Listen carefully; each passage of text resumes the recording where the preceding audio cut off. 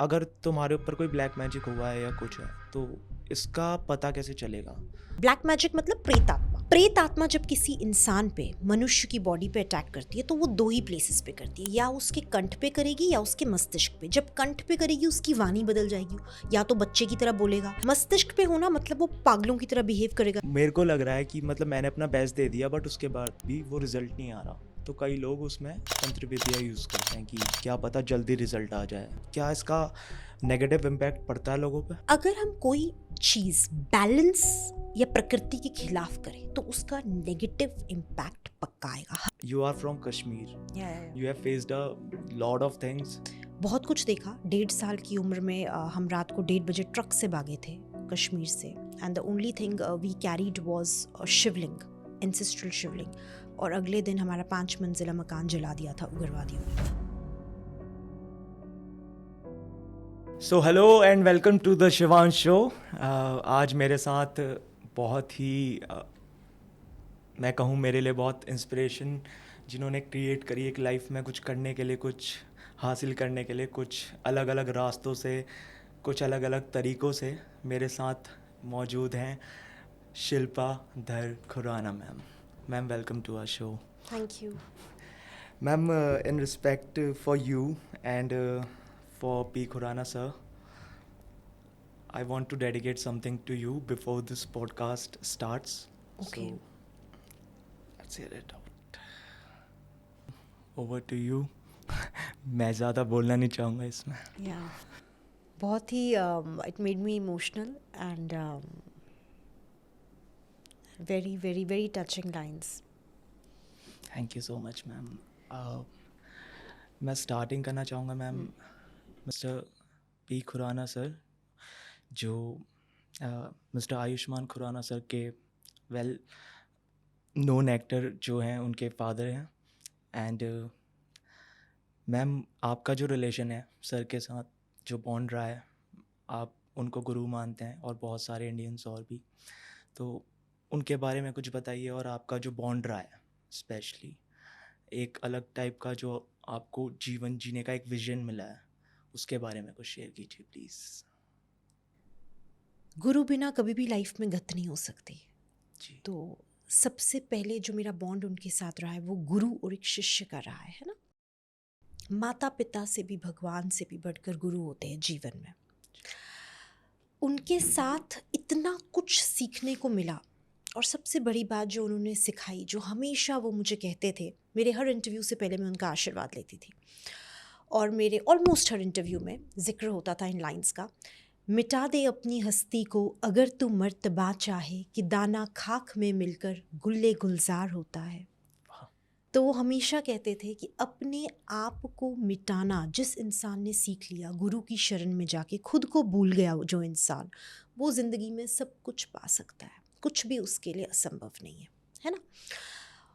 Discipline, punctuality बहुत मायने रखती थी उनके लिए, और वो सबसे अधिक प्रेम अपनी ज़िंदगी में अपने गुरु से करते थे। अपने परिवार से भी अधिक, खुद से भी अधिक। वो अपने गुरु के लिए कुछ भी कर सकते थे, अपने प्राण तक दे सकते थे, क्योंकि उनका ये मानना था कि उनको जीवन में बनाने वाले उनके गुरु थे। तो वो अपने गुरु के चरण दो दो के पिया करते थे, इतना मानते थे, और अपने गुरु का जिक्र करते ही उनकी आंखों में आंसू आते थे।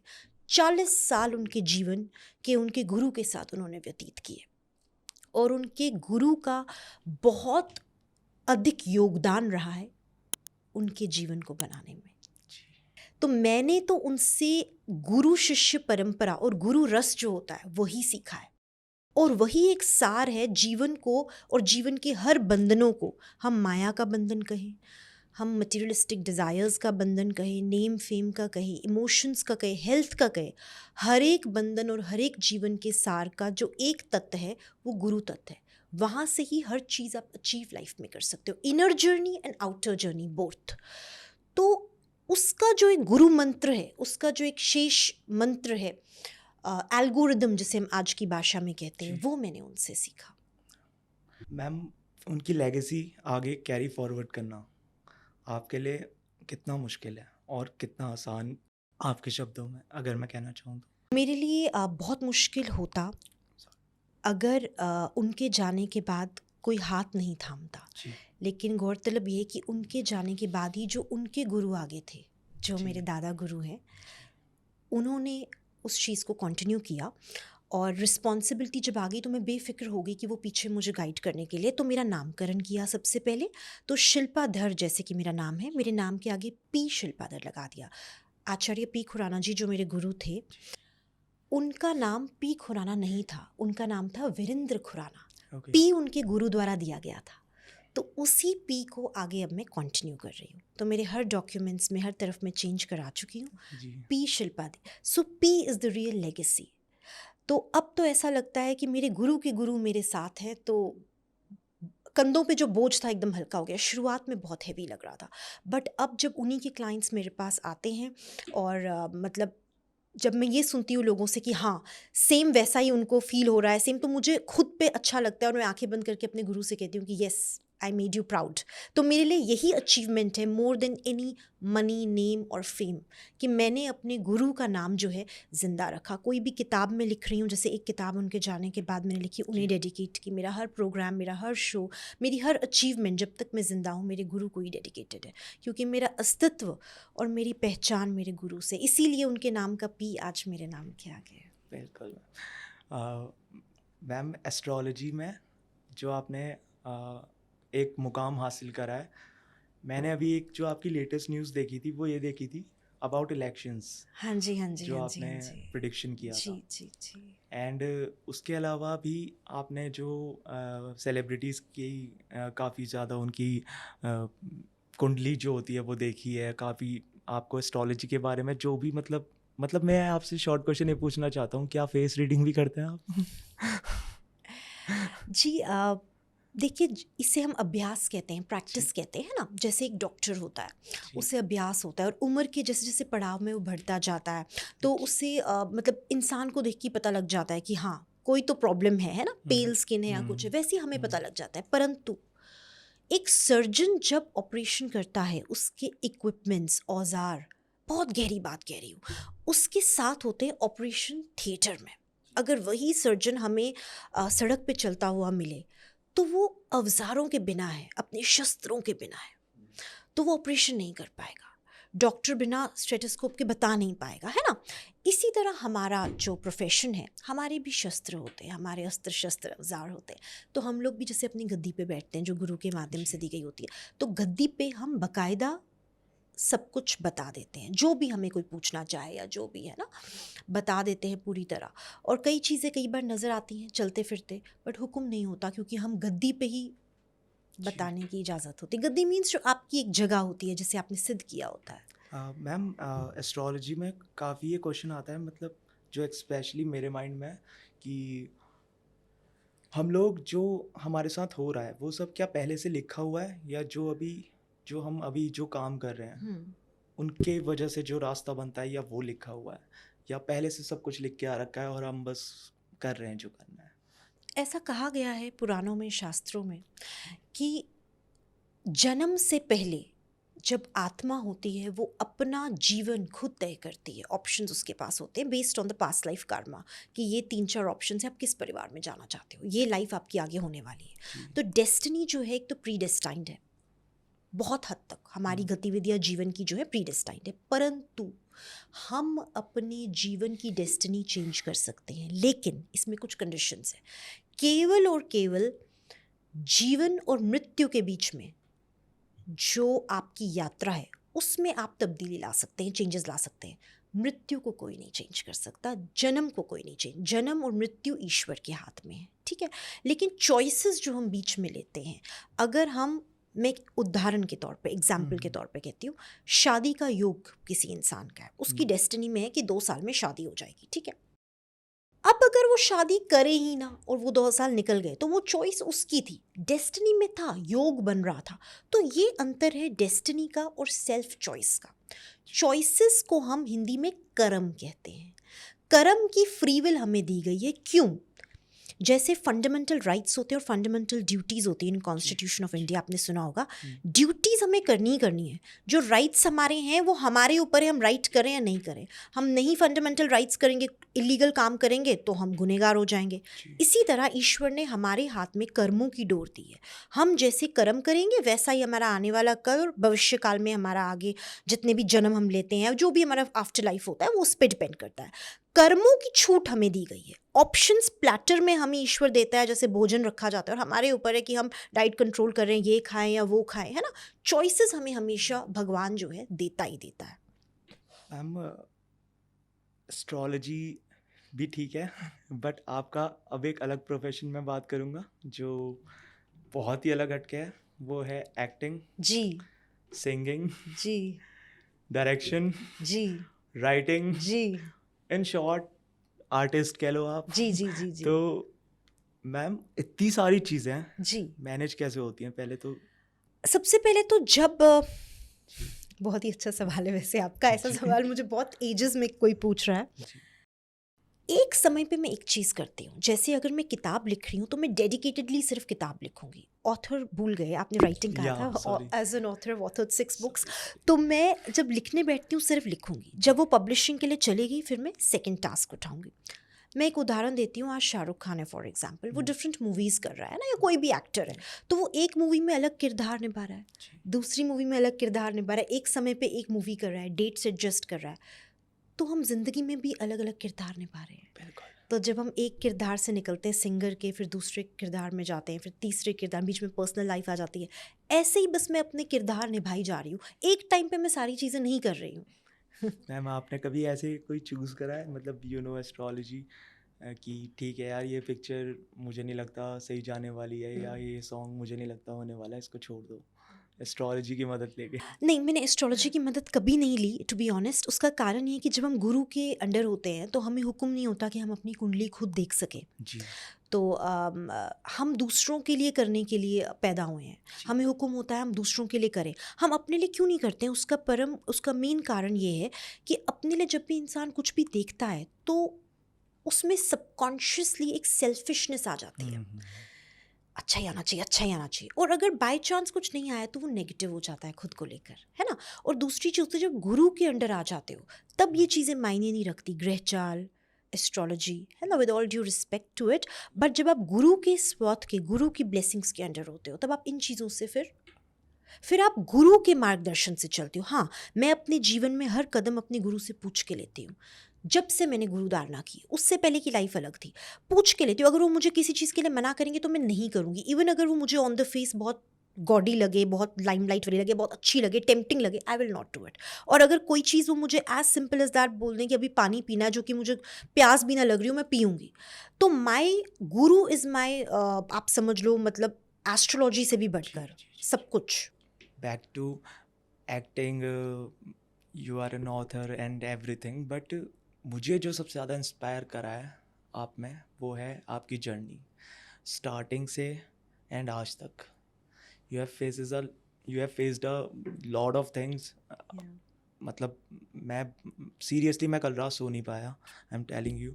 मतलब जितना मैं पढ़ता रहा मेरा मन करा मैं और जानूँ। And you are from Kashmir and मैंने आपकी इंस्टा में एक वो भी देखा था जहाँ पे आपने पूरा वहाँ का कल्चर दिखा रखा था, एक आपने सेल्फी ली थी। जी जी जी, फेरन पहन के। जी जी जी बिल्कुल। तो मतलब आपका कश्मीर से कैसा रिश्ता है, एंड अब आपको अगर वहाँ जाने का मौका मिले, अगर आप हाँ जाते भी होगे बीच हाँ। में शायद, तो अब क्या डिफरेंस लगता है और पहले क्या डिफरेंस लगता था कश्मीर में? ऐसा मुद्दा है, इतनी एक होता है 2 डायमेंशन, 3 डायमेंशन, एक होता है डायमेंशंस के भी ऊपर के डायमेंशंस की जितनी गहराई, लंबाई, ऊंचाई वाली बात है। मुझे लगता है कि एक डेकेड भी पूरा हो जाए फिर भी मैं कंप्लीट नहीं कर पाऊंगी उस इमोशन को जो मैं कश्मीर के लिए फील करती हूँ। नंबर 1 मेरी मातृभूमि है, मेरी मदरलैंड है। जी अब जाते हैं तो भाषा वही है, पहनावा वही है, जी फ़र्क है तो अपना कोई नहीं है, ना अपना वजूद है, ना अपना घर है। I hate to say this, but every time I say this, that I'm a refugee in my country. बहुत कुछ देखा। 1.5 साल की उम्र में हम रात को 1:30 बजे ट्रक से भागे थे कश्मीर से, and the only thing we carried was Shivling, ancestral Shivling, और अगले दिन हमारा 5 मंजिला मकान जला दिया था उग्रवादियों ने। So having said all this, बचपन से ही बहुत संघर्ष देखा है। With all due respect to my parents, मतलब बहुत मेहनत करके एंड बिल्कुल ही ज़ीरो से सब कुछ स्टार्ट किया है। मेरी हर किताब में कश्मीर का जिक्र है, चाहे मैं किसी भी सब्जेक्ट पे लिखूं, I involve the backdrop as Kashmir, क्योंकि एक अलग ही तरीके का इश्क है मुझे वहाँ से, कश्मीर से। खुशबू है एक अलग ही, जो ना सिर्फ वहाँ के कल्चर में है, मेरी दादी से वो खुशबू आती है, मेरे घर के सामान से वो खुशबू आती है। चाहे वो सामान नया है, पुराना नहीं है, लेकिन उस सामान में जो चीज़ें, इमोशन जुड़े हैं और उन्हें जिस तरीके से पकड़ा जाता है, यूज़ किया जाता है, उसमें जो खाना बनाया जाता है, वो सब कश्मीर से, कश्मीरी कल्चर से रिलेटेड है। और वो जैसे उसको सर्व करते टाइम बताते हैं कि हम वहाँ इसको ऐसे परोसते थे, फिर ये करते थे, या फिर कोई कुशन कवर है या कोई बेड शीट है, इसको उस टाइम पे ऐसे किया करते थे। मतलब everything, right from a needle to a curtain cover to a shawl to the recipes in the kitchen, everything has an emotion in my present home which has something to do with my ancestral background. जी language तो है ही है, जी सब कुछ, language, culture, traditions, इतने rituals, इतने ट्रेडिशंस। हर 10 दिन में कोई रिचुअल होता है, हर 15 दिन में कोई ट्रेडिशन होता है। मैंने वो कंतारा मूवी देखी साउथ इंडिया की, तो मैंने वो, जब देवता की बात करते हैं तो हमारे दादा दादी और उनके पूर्वज तो साक्षात देवताओं से बातें करते थे ना, जैसे हिमाचल में वो जी ट्रेडिशन है, जी वैसे कश्मीर में भी था। जी तो इतनी ज़्यादा मतलब जिसे कहते हैं श्रेष्ठ विद्या और सर्वश्रेष्ठ मतलब जिसे कहते हैं संस्कृत की तपस्या, और ऋषि मुनीज और तंत्र के लिए बहुत फेमस था कश्मीर, है ना। तो बहुत सी गुप्त विद्याएं वहाँ से निकली हैं, बहुत सी ऐसे रिचुअल्स हैं जो अभी भी रेस्ट ऑफ द कंट्री को नहीं पता है, बिकॉज उस टाइम पे मीडिया इतनी नहीं थी, तो बहुत चीज़ें हाईलाइट नहीं होती थी। ऐसे ऐसे चमत्कार कुछ सेंट्स ने वहाँ पे किए हैं जिनको हम जीसस क्राइस्ट के चमत्कारों से कंपेयर कर सकते हैं, 400-500 साल पहले ही, ज़्यादा पुराने वो नहीं है, बट उनको इतनी लाइमलाइट और इतनी वो नहीं मिली, बिकॉज डिसकनेक्टेड रहा कश्मीर हमेशा, because of the snow, because of the environment, weather, है ना, वो सब चीज़ें रही। तो जो हुआ कश्मीर में नहीं होना चाहिए था, आपसी प्यार मोहब्बत। मुस्लिम्स में भी बहुत सूफीज़म फॉलो करते हैं, बहुत ही स्पिरिचुअल एसेंस है सूफीज़म में भी, एंड सेंट्स एंड सूफीज़म बहुत ज़्यादा कनेक्टेड थे। कश्मीर का एक बहुत ही रूहानियत भरा माहौल था, बट कुछ एलिमेंट्स पॉलिटिकल कह लो या कुछ ऐसे माइंडसेट्स होते हैं बीच में जो इस तरह की कंडीशंस को क्रिएट करते हैं। बट एक चीज़ मैं कहना चाहूँगी, there is a blessing in disguise always. अगर वो सब नहीं हुआ होता मेरे जीवन में, तो शायद मैं आज आपके सामने नहीं बैठी होती, शायद मैं लोगों के दर्द नहीं समझ पाती, शायद मैं मिट्टी से उठकर मेहनत करना और तपना जिसको कहते हैं वो नहीं सीख पाती, शायद आज मेरे अंदर वो विनम्रता या वो जिसे कहते हैं ना झुकने का भाव नहीं होता। शायद बहुत से ऐसे शायद आज पैसों की जो कदर है वो नहीं होती, क्योंकि जब पैसा नहीं होता और आपने वो फेस देखा होता है तो वो कदर आ जाती है। You become more giving, you become more sympathetic, है ना। आप कम उम्र में जब ज़्यादा समझदार बन जाते हो तो आप बहुत चीज़ें समझ जाते हो और लोगों को समझा सकते हो, यू बिकम मोर इवॉल्व्ड। तो शायद मुझे लगता है किसी भी हीलर के लिए, किसी भी स्पिरिचुअल पर्सन के लिए यात्रा ये जो है ना बहुत ज़रूरी है। आप किसी भी स्पिरिचुअल पर्सन की जर्नी उठाओगे ना, कोई भी हो, सदियों पुराने, युगों पुराने, कलयुग से भी पहले के युगों के, तो कुछ ना कुछ उनकी लाइफ में ऐसा हुआ होता है और उसके बाद ही वो ज़्यादा इंट्यूटिव बन जाते हैं, उनके अंदर ज़्यादा पावर्स ऑटोमेटिकली आ जाती हैं। जी बट स्टिल मैम, जैसे अभी मैंने रोहित शेट्टी सर ने एक क्लिप डाली थी, सिंघम 3 की शूटिंग वहाँ पे कश्मीर में हो रही थी, एंड इट फेल्ट लाइक कि सब कुछ शायद पहले के जैसा होने लग गया है। थोड़ी पहली बार शूटिंग हो रही है इतने सालों में, एंड बॉलीवुड वहाँ तक पहुँच चुका है, सिनेमा पहुँच चुका है, और कश्मीर पहली बार एक बड़े पर्दे पे दिखेगा। तो मतलब how do you feel about that? I feel very glad, I'm very happy because it's my motherland as I said, और मुझे बहुत खुशी होगी अगर कश्मीर पूरी दुनिया में छाए और लोगों को कश्मीर के बारे में पता चले, ना सिर्फ प्रेजेंट कश्मीर के बारे में पता चले, बल्कि कश्मीर से जुड़े हुए, since I am an astrologer into spiritual science, Kashmir से जुड़ी हुई तंत्र विद्या, कश्मीर से जुड़े हुए स्पिरिचुअल फैक्ट्स भी लोगों के सामने आने चाहिए। कश्मीर की खूबसूरती जो दिख रही है एक बात है, बट एक अदृश्य दृष्टिकोण भी है कश्मीर का, वो सामने आना बहुत ज़रूरी है। जो वहाँ के संत थे, जो वहाँ के सेंट्स थे, जो वहाँ के सूफी पीर फकीर थे, उन लोगों के बारे में भी जागरूकता होनी चाहिए। सो दे शुड बी वर्शिप्ड, उनकी सोल्स को भी शांति मिलेगी, जो शायद वो भी खुश नहीं है ये सब देख के, वहाँ का माहौल देख के। बिल्कुल। ये सब अभी मैं 2 मिनट के लिए साइड में रखता हूँ क्योंकि ज़्यादा इंटेंस हो जाएगा, बट एक और आप बहुत अच्छा काम करते हैं, वो है एनवायरनमेंट को प्रोटेक्ट करना। उसके लिए आपने बहुत काम किया है, जो मैंने पढ़ा था। काफ़ी आप प्लांटेशन वगैरह करते हैं, एंड साथ में जो आपके अंदर ये भाव निकला है, मतलब मेरे को जो कनेक्ट कर रहा है मैम, वो है आपकी एक अंदर प्योर सोल जो हमेशा दूसरों की हेल्प करना चाह रही है। मैंने आपको, मुझे अभी भी याद है, जब पॉडकास्ट के लिए बुलाया तो कोई मतलब क्वेश्चन सवाल जवाब कुछ नहीं था, और सिंपल आज हम बैठे हुए हैं उसके बाद यहाँ पे। तो इतना नॉर्मल रहना इस टाइम पे, इतना बैलेंस रहना, खुद को इतना मतलब मेंटली स्ट्रांग रखना कैसे हो सकता है? कैसे नॉर्मल पॉसिबल कैसे हो रहा है आपके लिए? बहुत ही अच्छा सवाल है आपका। मेरी यात्रा में जीवन की मैंने ऐसे लेजेंड्स के साथ काम किया और उन्हें देखा है जो बहुत मुझसे तो बहुत ही ऊपर फेम में थे और उसके बाद भी बड़े सामान्य थे। मिसाल के तौर पे जैकी श्रॉफ जी, मैंने उनके साथ एक फ़िल्म की थी लकी दी अनलकी स्टोरी, इरोस बैनर की। जैकी श्रॉफ जी इतने डाउन टू अर्थ पर्सन है, इतने डाउन टू अर्थ पर्सन, सबको सामान्य रूप से देखते हैं। बहुत कुछ सीखने को उनसे मिला। तो वो कहते हैं ना, संगत बड़ी ज़रूरी होती है। आप किन लोगों को अपनी इंस्पिरेशन मान रहे हैं वो बहुत ज़रूरी है। और मैंने उन लोगों को भी देखा जो फेम अचीव करने के बाद एकदम ईगो में आ जाते हैं और इंसान को इंसान नहीं समझते। तो मैंने जीवन की यात्रा में बहुत नज़दीक से दोनों किरदार देखे हैं, है ना। तो जैसे महाभारत में 2 किरदार थे, कर्ण भी था, अर्जुन भी था। तो आपके ऊपर है आप किस किरदार का साथ देते हैं और किसको आप अपनी उसमें ढालते हैं। वही बात होगी कि गुरु की वाणी, गुरु ने यही सिखाया है कि मिटा दे अपनी हस्ती को अगर तू मर्तबा चाहे, कि दाना खाक में मिलकर ही गुले गुलजार होता है। आपको खाक में मिलना ही पड़ेगा, नॉर्मल बनना ही पड़ेगा। जिस दिन आपके अंदर अहंकार आ गया किसी के भी अंदर, तो आज नहीं तो कल उसका पतन जो है निश्चित है। एनवायरनमेंट की भी जो आपने बात की, इसकी इंस्पिरेशन और श्रेय भी मैं जैकी श्रॉफ जी को देती हूँ। उनसे ही मैं इंस्पायर हुई हूँ, because he is very much into plants, greenery. हमेशा पौधा लेके चलते हैं और हमेशा इंस्पायर करते हैं लोगों को कि वो पौधे उगाएं और एनवायरनमेंट को ग्रीन रखें, फ्रेंडली रखें। जी, वो बोलते हैं, उनका डायलॉग है, झाड़ लगाओ, झाड़ लगाओ, झाड़ लगाओ। बिल्कुल बिल्कुल। तो उनसे कि इस मुकाम पे पहुंचने के बाद भी मटीरियलिस्टिकली ही सो हैप्पी, सब कुछ है उनके पास, स्टिल वो एक बेजुबान प्राणी बोलूंगी मैं प्लांट्स को, लिविंग क्रीचर के बारे में जिनकी जुबान भी नहीं, उनके बारे में सोच रहे। प्लांट्स उनको ना तो पैसा देने वाले ना फेम, फिर भी सोच रहे हैं। तो कितनी सोचने वाली बात है अपने आप में। तो यही मैं मतलब इंस्पिरेशन लेती हूँ ऐसे लोगों से, जिनसे कुछ सीख सको, सीखना चाहिए ज़िंदगी में। आपने इतने सारे फील्ड्स में काम करा है, आपको पर्सनली सबसे बेस्ट कौन सा लगा प्रोफेशनल फील्ड अभी तक? मैं आपको एक बात बताऊं, अगर मैं एक ऑनेस्ट ट्रूथ आपको बताऊंगी, ये जितने भी फील्ड्स की आपने बात की ना, ये सब कहीं ना कहीं मूल रूप से कनेक्टेड है।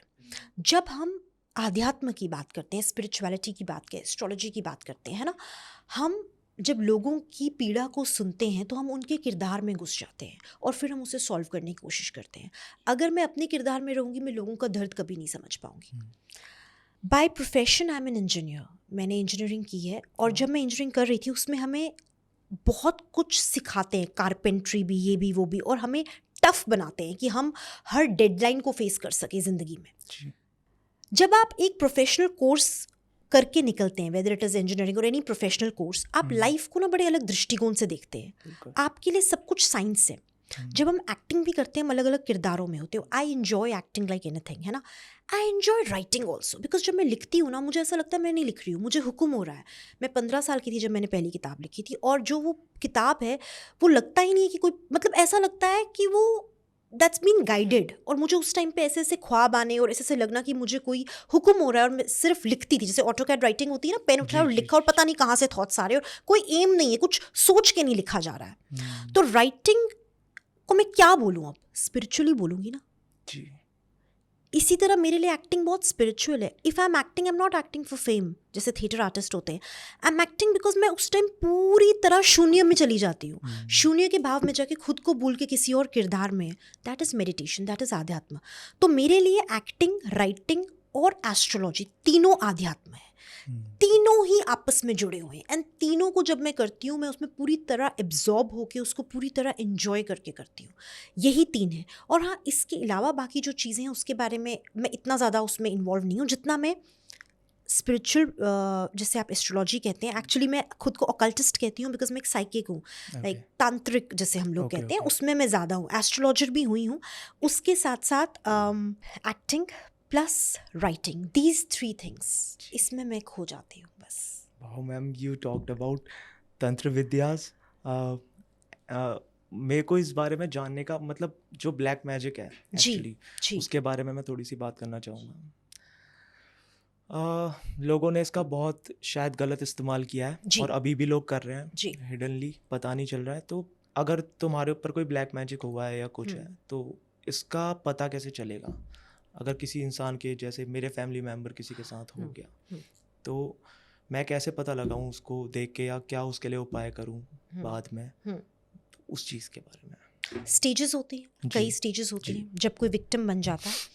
एक स्टेज होती है कि उसके कंठ पे और उसके मस्तिष्क पे वार होता है. अब कंठ और मस्तिष्क, जब भी कोई आत्मा आप पे वार करती है, प्रेत आत्मा है. ब्लैक मैजिक मतलब प्रेत आत्मा. जी प्रेत आत्मा जब किसी इंसान पे, मनुष्य की बॉडी पे अटैक करती है तो वो 2 ही प्लेसेस पे करती है. या उसके कंठ पे करेगी या उसके मस्तिष्क पे. जब कंठ पे करेगी उसकी वाणी बदल जाएगी, या तो बच्चे की तरह बोलेगा, या तो औरत, आदमी है तो औरत की तरह बोलेगा. तो आप समझ जाएंगे कि इस पे कुछ हुआ है.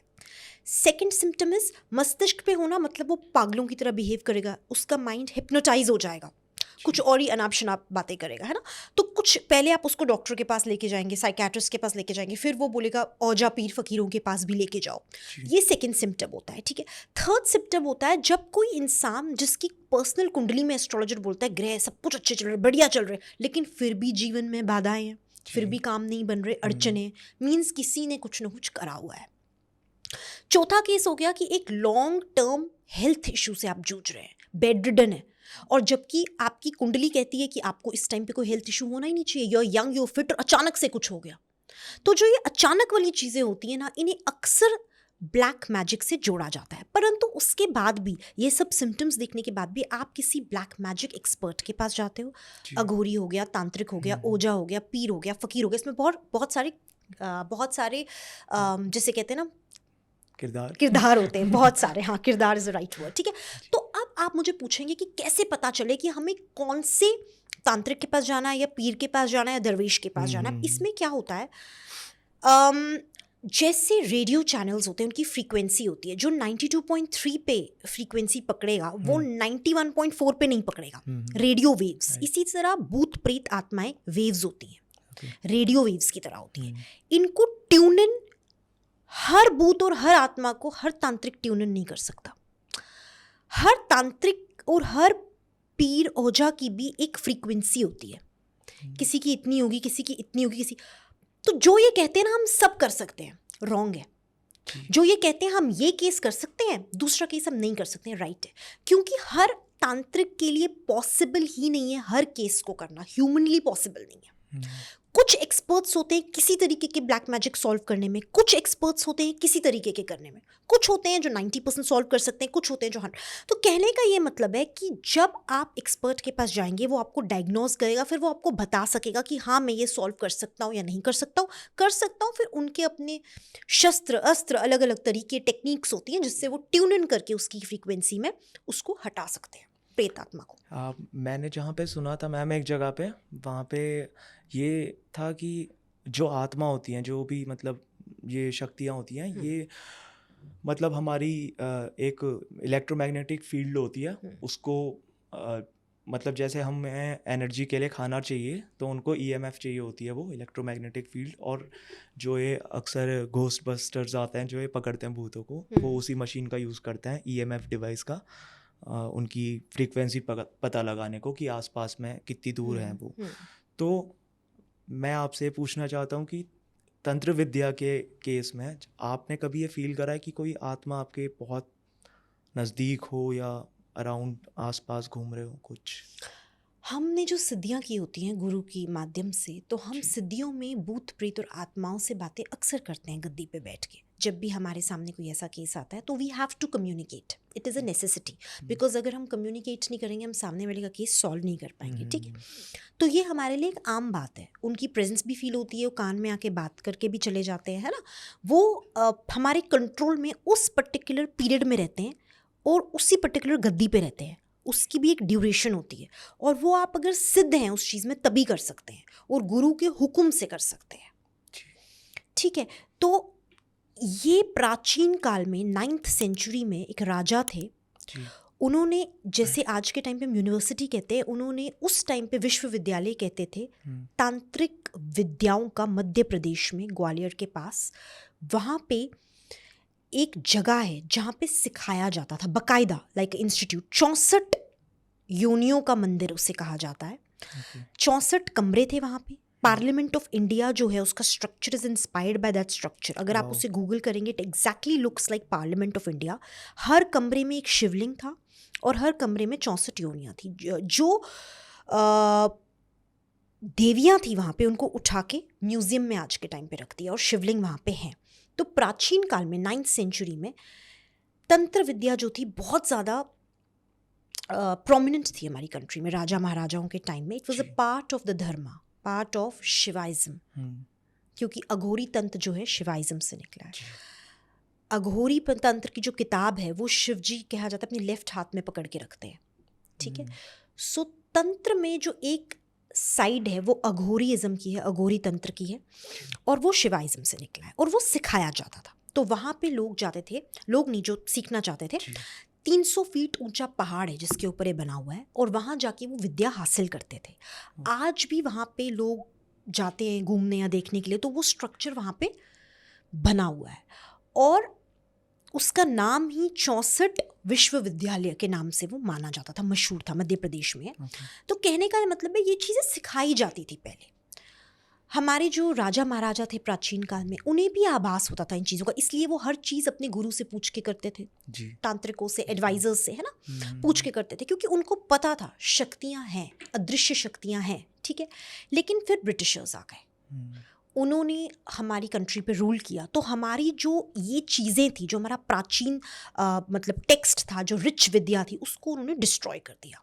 कुछ वो जर्मनी ले गए, कुछ कर दिया, उसका कुछ कर दिया। तो जो मॉडर्न बच्चे आए, मॉडर्न बच्चों ने सोचा वही सब ठीक है, हालांकि मैं खुद कॉन्वेंट एजुकेटेड हूँ, बट वो उनको वही सब कुछ सच लगा और उसी एटमॉस्फेयर में बढ़े। मैं भी उसी एटमॉस्फेयर में बढ़ी हूँ। परंतु जब हम 300-400 साल पहले की बात करते, तब बहुत ज़्यादा संत थे, तब बहुत ज़्यादा इस तरीके के लोग थे, क्योंकि तब ये चीज़ें सिखाई जाती थी, प्रोमिनेंट थी। उसके बाद Britishers came in and rest is history.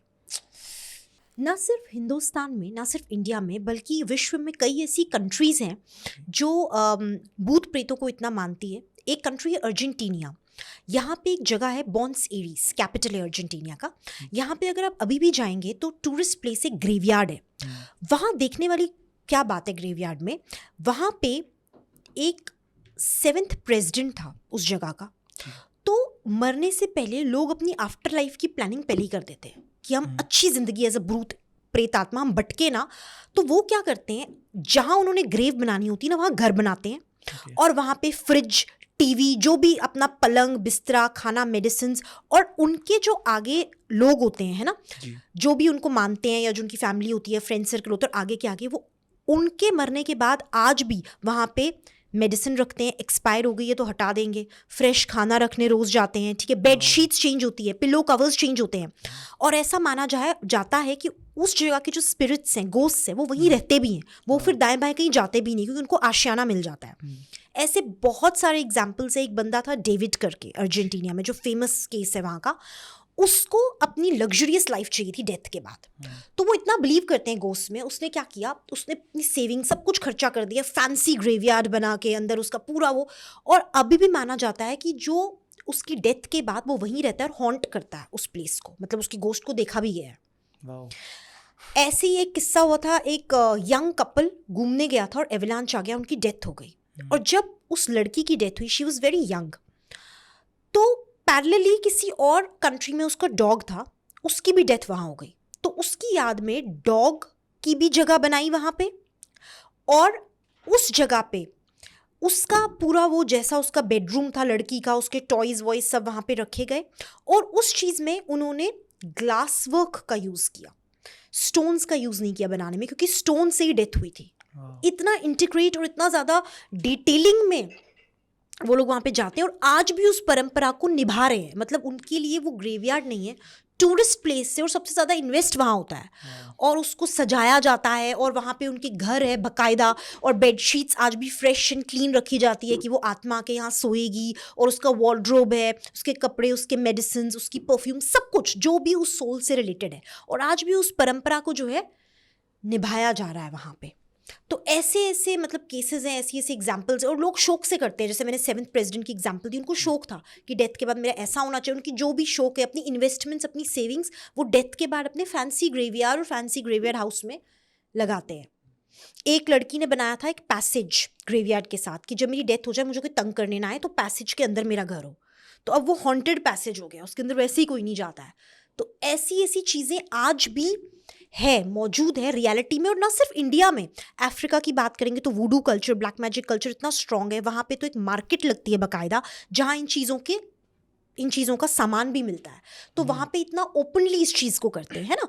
तो सिर्फ हमारी संस्कृति में नहीं है, विश्व की कई जगहों पे सोल्स तो हर जगह है, भटकती हैं कहीं पे परंपरा, और सबकी अपनी अपनी परंपराएं हैं। जैसे हम में कहते हैं आत्मा के 4 दिन बाद या 5 दिन बाद उसको जल पिलाना है, या उसके खाने के लिए दिया जला के, जोत जला के रख लो, या श्राद्ध कर लो।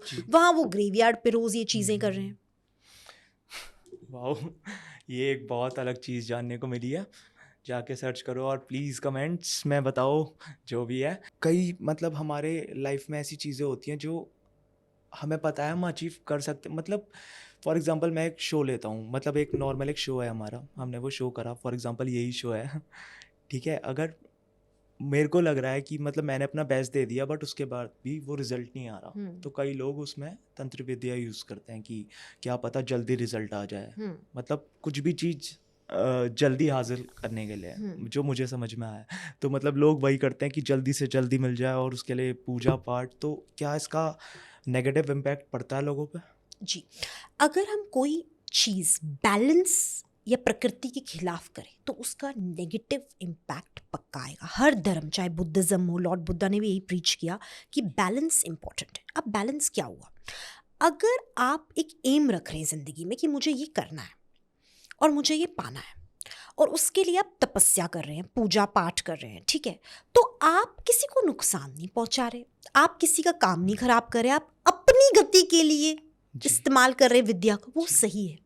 लेकिन कुछ लोग ऐसे होते हैं कि मैं आगे बढ़ूं और दूसरा नीचे जाए, वो गलत है। तो इसका डायरेक्ट कनेक्शन आपके कर्मों से। हम भी जब तंत्र विद्या का इस्तेमाल करते हैं तो हमें हुक्म नहीं होता कि हम किसी का गलत करें। जो तांत्रिक गलत करते हैं, ऐसे हैं, उनके साथ बाद में गलत हो जाता है, और जो गलत नहीं करते हैं वही सर्वाइव करते हैं और वही फेमस भी होते हैं। जैसे मेरे गुरु थे, है ना, तो उन्होंने इतने लोगों का भला किया, इतने लोगों का भला किया अपनी विद्या से, अपने गुरु की विद्या के माध्यम से, और लोगों के काम बने भी विश्व भर। परंतु उन्होंने किसी के साथ गलत नहीं किया। उनको कोई कहता भी था ना कि अगर हम इतने पैसे देंगे अब गलत करो, वो साफ मना कर देते थे, साफ मना। ये मेरे सामने की बात है ना, तो वो मना करते थे। मतलब अगर आप पैसों के लालच में ना आके अच्छा कर्म करो, आप साथ एथिकल और लीगल चीज़ों का दो, और फिर कोई प्रॉब्लम नहीं। कोई एम्बिशियस है, कोई पाना चाहता है, या किसी को हेल्थ इशू है और उसको हम ठीक कर रहे हैं, तो किसी के अच्छे के लिए ठीक कर रहे हैं। हम अगर उसको बोले कि नहीं तुम्हारे कर्मों में सफ़र करना, तुम सफ़र करो, फिर हमारा क्या फ़ायदा? हम तो चाहेंगे उल्टा। ऐसा करते टाइम कई बार कष्ट और बाहर हम पे भी आता है। तो देखा जाए तो अच्छा कर्म ही कर रहे हैं, है ना, किसी की ज़िंदगी सुधार रहे हैं। तो उसके लिए अगर हम तंत्र का प्रयोग करें। हाँ, अब इसमें एक और चीज़ है, अगर तंत्र के प्रयोग से आप फेमस हो जाते हैं, या रिच बन जाते हैं, या सक्सेसफुल हो जाते हैं, या अपने एम्बिशन को पा लेते हैं, पाने के बाद आप अपने गुरु को ना भूले जिसने आपको बनाया है। ठीक है, गुरु, इष्ट, कुल देवी, जिसने भी, जिसके आशीर्वाद से आप बने। पहली बात ये होती है, ऐसा नहीं कि आप बन गए और आप में अहंकार आ गया। दूसरी चीज, बनने के बाद आपको संकल्प करना होता है कि आप लोगों की मदद करेंगे। अब आपके पास ये पावर आई है, पोजीशन आई है, स्टेटस आया, पैसा है, तो आप लोगों की मदद करें। जो लोग ऐसा नहीं करते, सिर्फ अपने पास रखते हैं, गुरु को भूल जाते हैं, लोगों की मदद नहीं करते, अपनी पॉकेट्स भरते हैं, उनके साथ जरूर गलत होता है. वाई? बिकॉज देन वो कर्म वाली कैटेगरी में आ गए ना. अच्छा. गुरु ने तो कर्म कर लिया, उनको बना लिया, फेमस बना दिया, पैसा दिला दिया, लेकिन उसके बाद अगर वही लोग बाद में अपना कर्म अच्छा ना करे, गुरु को भूल जाए, या फेमस होने के बाद या पैसा कमाने के बाद लोगों की मदद ना करें, या सोचे कि मैं ही भगवान हूँ, तो फिर तो उनकी हार और उनका जो सर्वनाश है वो 100% गारंटीड है.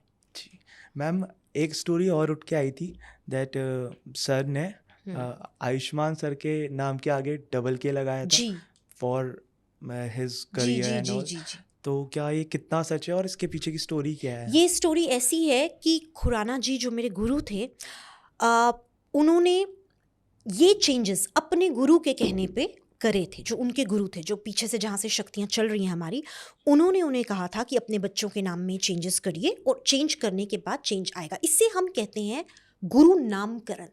तो ओके. आयुष्मान का नामकरण हुआ था बकायदा उनके पिता के गुरु द्वारा, वाओ.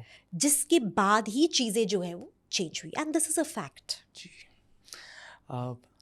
एक मैम ओवरऑल क्वेश्चन पूछूंगा मैं हर चीज़ को मिला के कि एट लास्ट कोई भी फील्ड हो, बंदे को कहीं भी पहुंचना हो, किस्मत और टैलेंट और बाकी जो भी चीज़ें होती है, इन सब से हट के अगर कुछ है तो वो क्या है?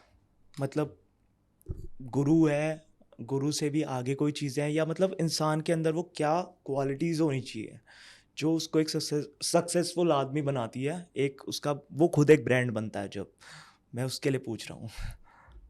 कुछ नहीं चाहिए, सिर्फ गुरु. मैं आपको सच बता रही हूँ, ये मेरे जीवन का तथ्य है. आप गधे भी है ना, अगर जी आपको कुछ नहीं आता, कख नहीं आता, टैलेंट के नाम पे 5%, 2%, मैं कहती हूँ 1% भी हो, जी. गुरु साथ है ना. अर्जुन करण के आगे कुछ भी नहीं था in terms of power, richness, even skill भी नहीं आती थी इतनी. कृष्ण साथ था. बिल्कुल. कृष्ण ने ही युद्ध जिताया और कृष्ण ने ही हिम्मत दी युद्ध जिताने की. अब गुरु का मान्य क्या? गुरु का मान्य सिर्फ युद्ध जिताना या फेमस करना या अमीर बनना नहीं. गुरु जब आता है ना तो इंसान मैं भूल जाता है जी. कि मैं ये चाहता हूं, मैं ये बनूंगा. फिर वो गुरु के लिए जीता है कि मुझे मेरे गुरु का नाम ऊपर करना है, कि मुझे मेरे गुरु के कर्तव्य का पालन करना है. आपने देखा होगा बड़े बड़े मंदिरों में, जैसे जहाँ पे बहुत निष्ठा से लोग जाते हैं, गुरुद्वारों में झाड़ू खुद लगाते हैं बड़े बड़े जी, लोग, जी, जी. पोछा खुद लगाते हैं, बर्तन जूठे खुद, बड़े बड़े सीईओज गुरुद्वारा में स्पेशली ये चीज़ होती है ना, खुद मांजते हैं. गुरु के प्रति सेवा है ना. गुरु ने नहीं बोला, लेकिन वो कर रहे हैं क्योंकि वो झुक रहे हैं. अब वो ऐसा कर रहे हैं, उनको उसके बदले कुछ चाहिए नहीं. सेल्फलेस सेवा है. वो जो सेल्फलेस सेवा होती है ना, वो तब आती है जब आप खुद को भूलते हो और गुरु के शरण में जाते हैं. वो भी गुरु है, गुरु साहब है ना. तो आप उनकी शरण में जा रहे हो और आप सेवा कर रहे हो और घर वापस आ रहे हैं, तो आपको न चाहते हुए भी इसका फल मिलेगा. जी. सेवा अलग अलग प्रकार की होती है. आप जरूरी नहीं है पोंछा ही कर रहे हैं तो वो सेवा, या लंगर ही कर रहे हैं. आप गुरु की बात मान रहे हैं ना, वो सेवा है. गुरु बोले उठो तो उठो, बैठो तो बैठो, वो सेवा है. गुरु बोले रात दिन है, दिन रात है, वो सेवा है. गुरु बोले इस चीज का त्याग करो, वो सेवा है. ये सब चीजें सेवा में आती है. तो जब आप में आप नहीं हो और गुरु में आप समा जाओ तो आपकी जीत निश्चित है. तो जीवन में मैं सबसे यही कहूँगी आपके पॉडकास्ट के माध्यम से कि गुरु धारणा अवश्य करिए. वेदर आप स्पिरिचुअल फील्ड में हैं या नहीं है, आप संगीत के फील्ड में हैं तो उसमें अपना गुरु धारण करिए, जो वाकई गुरु तुल्य व्यक्ति हो. अगर किसी का गुरु अच्छा है तो उसको AR रहमान बनने से कोई नहीं रोक सकता, पर गुरु में बात होनी चाहिए. शिष्य में आप में बात हो ना हो मैटर नहीं करता, गुरु में बात होनी चाहिए. गुरु अच्छा था तभी अर्जुन युद्ध जीत पाया. इससे बड़ी एग्जाम्पल कोई हो ही नहीं सकती. मैम एट लास्ट अगर मैं इस पूरे पॉडकास्ट को कंपाइल अप करूं, अगर आपकी स्टोरी मैं शॉर्ट में अगर आप ही के मुंह से अगर हम सुनेंगे, तो आप पूरी स्टोरी को सम अप करके लोगों को क्या मैसेज देना चाहेंगे अपनी लाइफ की जर्नी के थ्रू, अपने एक्सपीरियंसेस एंड ऑल?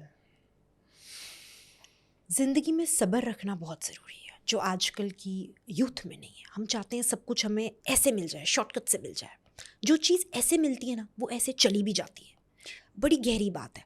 हमें सब्र करना लाइफ में बहुत बहुत बहुत ज़रूरी है. एक ये चीज़. दूसरी चीज़ पॉजिटिव माइंडसेट. बहुत ऐसी सिचुएशंस आएंगी जहाँ इंसान डिप्रेशन में, 90% डिप्रेशन में आज का यूथ जा रहा है। क्यों जा रहा है? देखा देखी में। मेरा दोस्त ये कर रहा है तो मैं भी ये करूं, वो क्लब जा रहा है तो मैं भी जाऊं, वो ड्रग्स कर रहा है तो मैं भी करूं। देखा देखी ही मेन जड़ जो है ना, जो बीज है, वो देखा देखी है। अगर आपको देखना ही है, अपने भीतर जाइए, अपने अंदर जाके अपने आप को खोजिए। तीसरी चीज़ मैं कहना चाहूँगी, गुरु की तलाश में हमेशा रहिए। चाहे आप आध्यात्मिक नहीं भी हैं, आपके रेस्टोरेंट से, आप क्लब लाइन में हैं या आप फैशन इंडस्ट्री में, अपनी इंडस्ट्री में गुरु तलाशिए। पर गुरु अवश्य होना चाहिए, बिकॉज गुरु आते ही ना आपकी ज़िंदगी में लगाम आ जाती है, और बिना लगाम के घोड़ा इधर उधर भटकता है। और अर्जुन ने जैसे मछली को जब देखा तो केवल उसकी आंख देखी, वैसे ही लक्ष्य की तरफ जब आप देखें तो आपको सिर्फ अपना लक्ष्य दिखना चाहिए, दाएं बाएं और कुछ भी नहीं दिखना चाहिए। तीनों और चारों मैसेजेस जो मेरे हैं ना, ये स्पेशली यूथ को लेकर है। यूथ को लेकर ही क्यों मैं मैसेजेस दे रही हूँ? क्योंकि यूथ ही है जो आने वाले कल का भविष्य है। 50 साल 100 साल बाद यूथ ही चलेगा, है ना? तो इसीलिए यूथ अगर आज का अच्छा होगा तभी आने वाला कल अच्छा होगा, भविष्य अच्छा होगा। बिल्कुल। और अपनी ईगो को, अपने आप को मिटाना बहुत ज़रूरी है, बहुत ज़रूरी है। आप ये भूल जाइए कि आप अपने लिए कुछ कर रहे हैं। ये सोचिए आप अपने माता पिता के लिए कर रहे हैं, अपने परिवार के लिए कर रहे हैं, अपने समाज के लिए कर रहे हैं, अपने पड़ोसियों के लिए कर रहे हैं, अपने दोस्तों के लिए कर रहे हैं, अपने गुरु के लिए कर रहे हैं। अपने आप के लिए आप करना जिस दिन भूल जाएंगे ना, सब कुछ लाइफ में आपको मिलेगा। बहुत बहुत शुक्रिया मैम। एक बार फिर से मैं बहुत ज़्यादा ब्लेस्ड हूँ आपके साथ ये पॉडकास्ट करने में। और मैम मुझे ऐसी ऐसे चीज़ों के बारे में पता चला जो शायद मैंने कभी टच भी नहीं करी है। आई रियली होप हम फिर मिलेंगे शायद। Sure. So keep watching the Shivansh Show and share your valuable comments. Thank you so much.